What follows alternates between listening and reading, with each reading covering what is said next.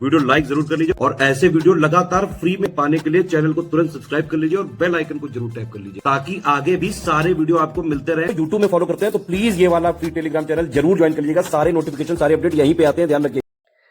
नमस्कार दोस्तों, अगर आपने Uttar Pradesh police constable, Delhi police constable या यूपीएसआई जैसे एग्जाम को टारगेट किया या फिर आप यूपी होमगार्ड का एग्जाम देने जा रहे हैं तो आज से हम लोग एक नए सीरीज को स्टार्ट कर रहे हैं जिसमें सामान्य ज्ञान के टॉप 500 क्वेश्चंस का डिस्कशन करेंगे। एक एक टॉपिक को विस्तार से समझेंगे और डिटेल सॉल्यूशन के साथ देखेंगे ताकि जो आगामी प्रतियोगी परीक्षा है इसको आप आसान बना सकें। तो चलिए साथियों, शुरू करते हैं आज के इस इंटरेस्टिंग क्लास को। इससे पहले आप वीडियो को लाइक ज़रूर कर दीजिएगा और चैनल पर अगर पहली बार विजिट किए तो सब्सक्राइब करना ना भूलिएगा। साथियों, किसी भी एग्जाम की अगर कंप्लीट प्रिपरेशन करनी, जैसे मान के चलिए आपने यूपी होमगार्ड को टारगेट किया, अब आप होमगार्ड की पूरी तैयारी करना चाहते हैं तो इसके कंप्लीट बैच को आप ज्वाइन कर सकते हैं ज्ञान सर एजुकेशन एप्लीकेशन से। प्रक्रिया बहुत ही आसान सी है। आपको प्ले स्टोर से एप्लीकेशन इंस्टॉल करने और कोर्स ज्वाइन करते समय कूपन कोड अप्लाई कीजिएगा ज्ञान सर। जैसे आप ये कोड अप्लाई करेंगे ना तो आपके लिए 20% का डिस्काउंट ऑफर हो जाएगा और जो कोर्स 125 रुपये का वो मात्र 100 रुपये में आपको मिल जाएगा। या अगर आप कोर्स की अतिरिक्त जानकारी प्राप्त करना चाहते हैं तो इनमें से किसी भी नंबर पर कॉल या व्हाट्सएप करके कोर्स की जानकारी ले सकते हैं। ये ज्ञान सर का व्हाट्सएप नंबर है, आप यहाँ से व्हाट्सएप के माध्यम से भी जुड़ सकते हैं। चलिए अब हम लोग बढ़ते हैं प्रश्नों पर। देखिए यहाँ पे बाईलैंग्वेज प्रश्न दिए गए, आप हिंदी में भी प्रश्नों को देख सकते हैं और इंग्लिश में भी देख सकते हैं। दिया है कौन सा दर्रा सिक्किम को चीन के तिब्बत स्वायत्त क्षेत्र से जोड़ता है।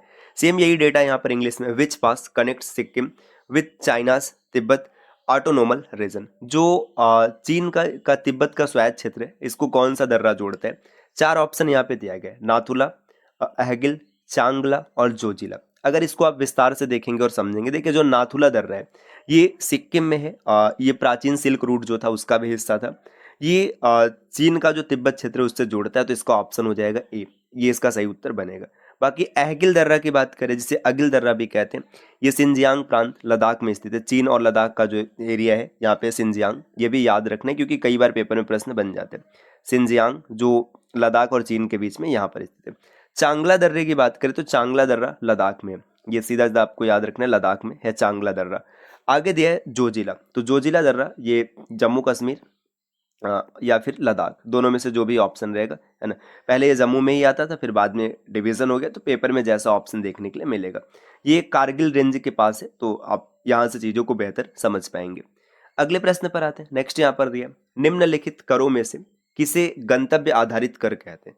गंतव्य आधारित कर का मतलब है डेस्टिनेशन बेस्ड टैक्स। कौन सा ऐसा टैक्स है जो डेस्टिनेशन बेस्ड है। डेस्टिनेशन बेस्ड का मतलब जहां जहां जाएगा वैसा टैक्स लगता जाएगा। देखिए बिक्री टैक्स जो सेल टैक्स होता है, निगम कर हो गया, वस्तु एवं सेवा कर हो गया, उत्पाद शुल्क कर हो गया। तो इसमें अगर आप सभी को ध्यान से देखेंगे तो आपको पता चलेगा कि जो गुड्स एंड सर्विस टैक्स होता है जीएसटी, जीएसटी क्या है, गंतव्य आधारित कर है। तो ऑप्शन सी इस प्रश्न का बिल्कुल सही उत्तर हो जाएगा। जीएसटी जो है गंतव्य आधारित टैक्स होने वाला है। अगला प्रश्न दिया, एक वर्म एक प्रोग्राम है जिसे एक नेटवर्क पर, देखिए जो एक वर्म है ये एक ऐसा प्रोग्राम है जिसे एक नेटवर्क पर क्या किया जा सकता है आपको बताना है।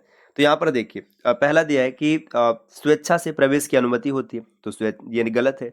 प्रसारित नहीं होता, ये भी गलत है ना। वांछित रूप से प्रसारित किया जाता है, ये भी गलत है। खुद को प्रसारित करता है, तो ये वर्म ऐसा ही प्रोग्राम है जो खुद को प्रसारित करता है। तो ऑप्शन डी इस प्रश्न का सही उत्तर बनेगा। प्रश्न संख्या 4 दिया है, भूप्रपट्टी में कार्बोनेट, कोयला और पेट्रोलियम जैसे खनिजों के रूप में मौजूद कार्बन का कितना प्रतिशत। देखिए भूप्रपट्टी जो इसमें कार्बोनेट, कार्बोनेट का मतलब CO3 2- ये कार्बोनेट होता है। अब जैसा कार्बोनेट होगा, अगर जैसे कैल्शियम कार्बोनेट है तो CaCO3 कहेंगे, है ना। जैसे पोटेशियम कार्बोनेट है तो K2CO3 कहेंगे। ये केमिस्ट्री में फार्मूला बनाने भी आपको आना चाहिए, आगे हम लोग सीख लेंगे, है ना। कोयला, कोयला का मतलब कार्बन होता है ना। पेट्रोलियम मतलब जो पेट्रोलियम पदार्थ है, इसमें इस कार्बन का कितना प्रतिशत मौजूद है। तो देखिए बहुत क्लोज ऑप्शन दिए हैं, 0.04%, 0.03, 0.01, 0.02। अगर आपको पता है तो आप टिक करेंगे, नहीं तो फिर गलत हो जाएगा। इसका सही आंसर है ऑप्शन डी 0.02%। अगले प्रश्न पर आएंगे। नेक्स्ट यहाँ पर दिया, उस बिंदु को क्या कहा जाता है जहां भूकंप के दौरान ऊर्जा का निष्कासन होता है। तो ऐसा पॉइंट क्या होता है, जब भूकंप आता है तो वहां से ऊर्जा का निष्कासन किया जाता है। तो इसको हाइपोसेंटर कहते हैं। हाइपोसेंटर ऑप्शन सी में दिख रहे हैं, अब केंद्र हिंदी में हो जाएगा। अधिकेंद्र गुरुत्व केंद्र तो नहीं होगा ही नहीं, क्योंकि ये ग्रेविटेशनल पॉइंट है। विवर्तनिक टेक्टोनिक केंद्र ये भी नहीं, हाइपो सेंटर या फिर अवकेंद्र हिंदी में बोला जाएगा। अगला प्रश्न है, भारतीय क्षेत्र के ब्रिटिश राजस्व रिकॉर्ड में महल एक राजस्व भू संपत्ति है जो हो सकती है। देखिए, जो भारतीय क्षेत्र में ब्रिटिश राजस्व रिकॉर्ड में अगर देखेंगे तो महल क्या होता था, ये एक गांव या फिर गांव का समूह होता था, इसी को महल कहते थे। मतलब एक प्रॉपर पूरा गांव होगा या फिर गांव का समूह रहेगा, वही क्या कहलाएगा, महल कहलाएगा। प्रश्न संख्या 7 दिया, भारत में निम्नलिखित में से कौन सा मौसम सस्य नहीं है। मौसम सस्य का मतलब क्रॉपिंग सीजन। अब देखिए यहाँ पे भारत में 3 मौसम सस्य चलता है, जायद है, रवि है, खरीफ है। अब बरचन नहीं होगा तो ये इसका सही उत्तर हो जाएगा। अब कई बार ऐसा प्रश्न आ जाता है ना कि इनका सीजन क्या है, जैसे जायद का सीजन क्या है, तो याद रखना मार्च टू जून, है ना। मार्च टू जून कहने का मतलब मार्च में इसकी खेती बुआई की जाती है, जून जुलाई के आसपास कटाई हो जाती है। जैसे एग्जाम्पल में अगर फसलों की बात करें, जैसे तरबूज हो गया, है ना, तरबूज इस कैटेगरी में आएगा। जैसे खीरा हो गया, ककड़ी हो गया, इसके अलावा और भी कई हैं जो इसमें आते हैं। जैसे रबी की बात करें तो रबी का जो फसल है ये अक्टूबर नवंबर के आसपास इसकी बुआई होती है, और ये आप देखेंगे तो अक्टूबर नवंबर में बुआई होकर के ये मार्च के आसपास इसकी कटाई हो जाती है ना। जैसे इसमें अगर आप देखेंगे तो विशेष तौर पे गेहूं हो गया, जौ है, सरसों है, ये सब आते हैं, है ना। खरीफ की बात करें, खरीफ के जो फसल है इसकी बुआई होती है जून जुलाई के आसपास, जून जुलाई के आसपास होती है, और फिर आगे आप देखेंगे तो फिर सितंबर अक्टूबर के आसपास कटाई होती है। जैसे धान हो गया, धान के अलावा मक्का हो गया, बाजरा हो गया, तो ये सब इस श्रेणी में आते हैं। तो तीनों आप याद रखिएगा। अगर आप इसको एक क्रम में लगाना चाहेंगे तो सबसे पहले से अगर हम रबी को सेट कर दें, फिर इसके बाद आएगा खरीफ, और खरीफ के बाद आएगा जायद, सॉरी रबी के बाद आएगा जायद, और जायद के बाद आएगा खरीफ, है ना। इस तरीके से चलते हैं, क्योंकि गेहूं की जब कटाई होती है, गेहूं के कटाई के बाद फिर से अगला साइकिल यहाँ से शुरू होता है। आप तो ये आपको साइकिल भी याद रखना है।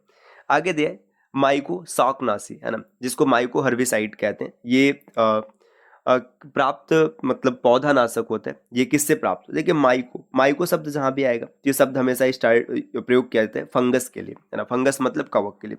देखिए, जो फंगस का अध्ययन होता है उसको माइकोलॉजी भी कहा जाता है। तो माइको शब्द देखते ही आपको कवक को टिक करना है, ऑप्शन सी इसका उत्तर हो जाएगा। विषाणु होता तो वायरस शब्द आता है ना। अगर सैवाल होता तो एल्गो शब्द आता है, क्योंकि एल्गी कहते हैं, और ये बैक्टीरियो शब्द आता है ना। तो यहाँ पे माइको शब्द है तो इसका मतलब है कवक से जुड़ा है। प्रश्न संख्या 9 यहाँ पर दिया गया कि क्लाउड कंप्यूटिंग, है ना, में LAAS का पूर्ण रूप क्या है ना। माफ कीजिएगा, आई है, मैं एल बोल गया यार, मैं क्या देख रहा हूँ। IaaS इसका पूरा नाम क्या होगा आपको ये बताना। तो आई मतलब इंफ्रास्ट्रक्चर, ए मतलब एज अ सर्विस, है ना। तो इसका पूरा नाम हो जाएगा इंफ्रास्ट्रक्चर एज अ सर्विस। मैं शुरू में इसको देखा ना तो मुझे ऐसे हल्का सा एल के जैसे दिखा, इसीलिए गलती से एल बोल दिया, है ना। तो इंफ्रास्ट्रक्चर एज अ सर्विस इसका पूरा नाम होता है, इसको याद रखना। प्रश्न संख्या 10 दिया गया, 2011 के जनगणना के अनुसार जो केंद्र शासित प्रदेश है इसमें आपको बताना है कि किसका जनसंख्या घनत्व सबसे कम है। तो केंद्र शासित प्रदेश में देखिए, सबसे अधिक जनसंख्या घनत्व की बात करें तो दिल्ली के, है ना, और सबसे कम किसका है तो अंडमान निकोबार द्वीप समूह है। तो ऑप्शन ए इस प्रश्न का उत्तर हो जाएगा। तो साथियों, ये आज के क्लास के 10 बेहतरीन प्रश्न रहे। इनका डिस्कशन लगातार हम लोग करते रहेंगे, बस आपको चैनल को सब्सक्राइब करके रखना है। और साथ ही साथ अगर आप किसी भी वनडे एग्जाम की कंप्लीट प्रिपरेशन करना चाहते हैं तो ज्ञान सर एजुकेशन एप्लीकेशन से कोर्स ज्वाइन करना ना भूलिएगा। बस आपको प्ले स्टोर से एप्लीकेशन इंस्टॉल कर कोर्स ज्वाइन करना है, या फिर इनमें से आप किसी भी नंबर पर कॉल या व्हाट्सएप करके अतिरिक्त जानकारी ले सकते हैं। तो मिलते हैं साथियों आपसे नेक्स्ट वीडियो में कुछ नए और इंटरेस्टिंग इन्फॉर्मेशन के साथ। तब तक के लिए नमस्कार।